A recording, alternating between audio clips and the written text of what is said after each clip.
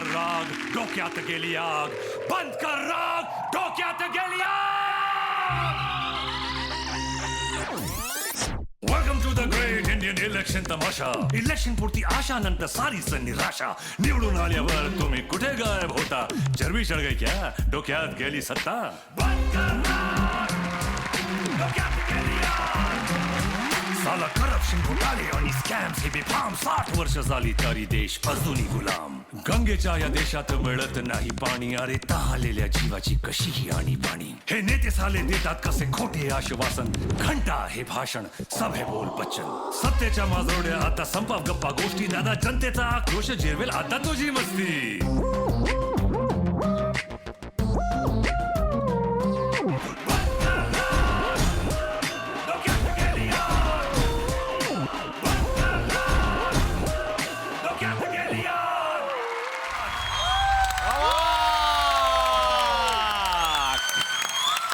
आता येणार आहे स्वानंद सरांकडे. स्वानंद सर, या सिनेमात एक भारूड आहे ते तुम्ही गायलंय, कसा आहे तो अनुभव?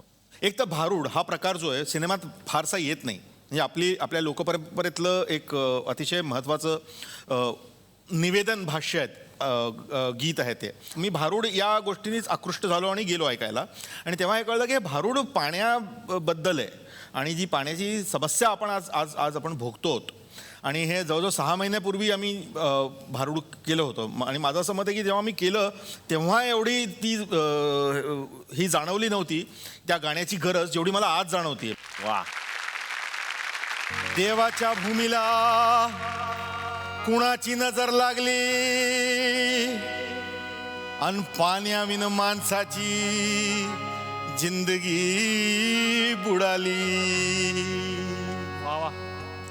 नाही पाणी आभाळात नाही खोल जमिनीत नाही पाणी विहिरीत नाही नदी नाल्यात.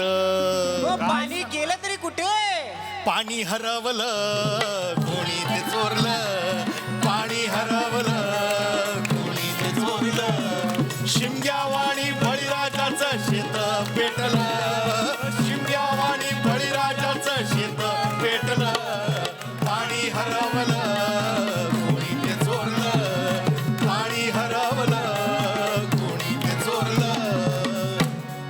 डेव्हलपमेंटच्या वातात वारे बुजविले नदी नाले सारे उंच टावर मिरविती तोरे कसे वाहणार पाण्याचे झरे. आता करायचं तरी काय करा रेन वॉटर हार्वेस्टिंग नका करू पाण्याची वेस्टिंग करा रेन वॉटर हार्वेस्टिंग नका करू पाण्याची वेस्टिंग रेन वॉटर हार्वेस्टिंग नका करू पाण्याची वेस्टिंग. पाणी हरवलं कोणी ते चोरलं पाणी हरवलं कोणी ते चोरलं शिमग्यावाणी बळीराजाचं शेत पेटलं शिमग्यावाणी बळीराजाचं शेत पेटलं पाणी हरवलं कोणी ते चोरलं पाणी हरवलं कोणी ते चोरलं. हो.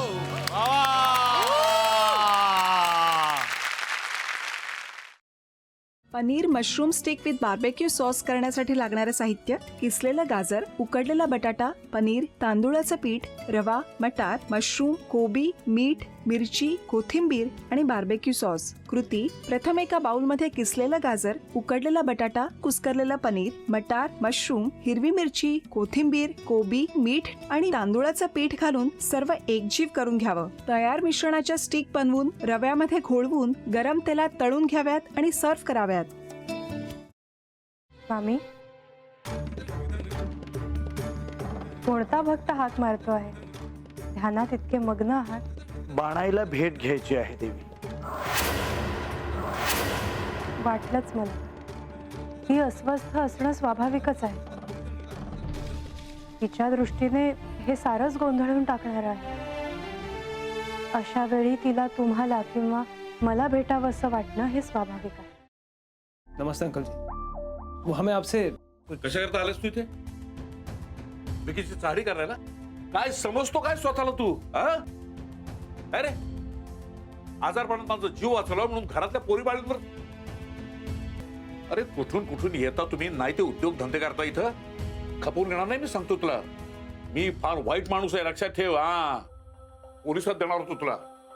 केवळ विखे आडवा आला म्हणून लक्षात ठेवलं, ते इथून दिंड काढणार होतो तुझी मी. मामा आता आपण काहीच करू शकत नाही.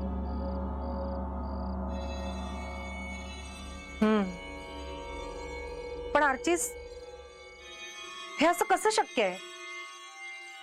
आपण तर सगळे आवाज रेकॉर्ड केले होते ना, राईट? हो, मग हे असे कोणते आवाज रेकॉर्ड झाले जे आपल्याला ऐकूच आले नाहीत? I mean, how can it be possible?